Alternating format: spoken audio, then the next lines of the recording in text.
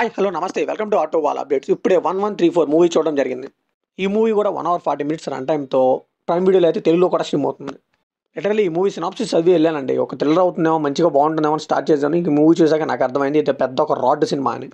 Literally thriller అనే పేరు చెప్పి ఆ మూవీస్ని అయితే ఓటీటీస్కి అమ్మేస్తున్నారండి. వాళ్ళు కూడా ఎలా కొంటున్నారు నాకు అర్థం కావట్లేదు, కానీ అదైతే జనం మీద బాగా రుద్దుతున్నారు. అసలు ఎందుకు తీస్తున్నారా ఇలాంటి మూవీస్ అని నాకే అనిపించింది. అట్లీస్ట్ అందరూ కొత్త వాళ్ళు కదా, కొద్దిగా కొత్త కాన్సెప్ట్స్ ఉంటాయి, ఎంకరేజ్ చేద్దామని మనం కొద్దిగా పాజిటివ్గా ట్రై చేసినా కానీ ఈ మూవీలో ఏమీ లేదండి. అసలు ఇదే సినిమారా అనిపించింది నాకైతే.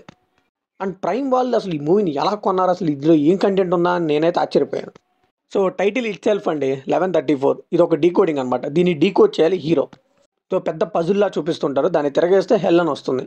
సో హెల్ అంటే హెచ్ అంటే హిమాయత్ నగర్, ఈ అంటే ఎర్రగడ్డ, ఎల్ అంటే లగ్డీ కపూల్, ఇంకో ఎల్ అంటే ఎల్బీ నగర్. సో ఇక్కడ బ్యాగేజ్ డిస్పాచ్ చేయడం ఇలాంటిది ఏదో చూపిస్తారు. మళ్ళీ లాస్ట్లో 1134 ఒక కార్ నెంబర్.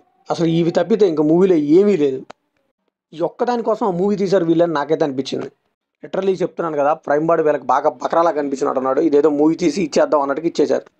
అసలు వీళ్ళు ఎంత గ్రాంటెడ్గా తీసుకుంటున్నారంటే ఆడియన్స్ని అసలు ఏదేసినా చూసేస్తారు అన్నట్టుగా తీసుకుంటున్నారు. నాకైతే షార్ట్ ఫిల్మ్స్లోనే బెటర్ కదరా, ఎందుకంటే మంచి క్వాలిటీ మంచి కంటెంట్ ఉంటుంది అనిపించింది. లిటరల్లీ ఒక్క సీన్ కూడా బాగాలేదండి. ఒక్క క్రాఫ్ట్లో కూడా ఈ మూవీని మనం మెచ్చుకోవడానికి లేదు.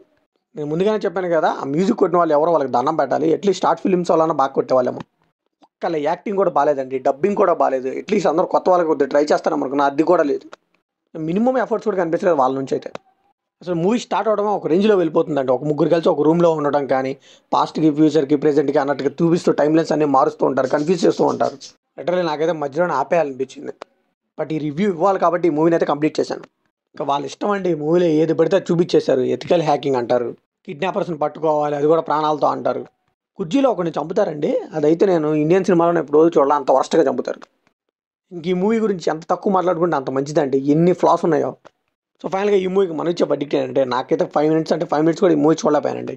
ఇది ట్రై చేస్తారంటే మీ ఓన్ రిస్కే వదిలేస్తున్నా. ఇది కంప్లీట్లీ నా ఒపీనియన్ మాత్రమే. మరి ఈ మూవీ మీకు ఎలా అనిపించింది కామెంట్లో షేర్ చేసుకోండి, లైక్ చేయండి, షేర్ చేయండి, వెళ్ళే ముందు సబ్స్క్రైబ్ చేసుకోండి.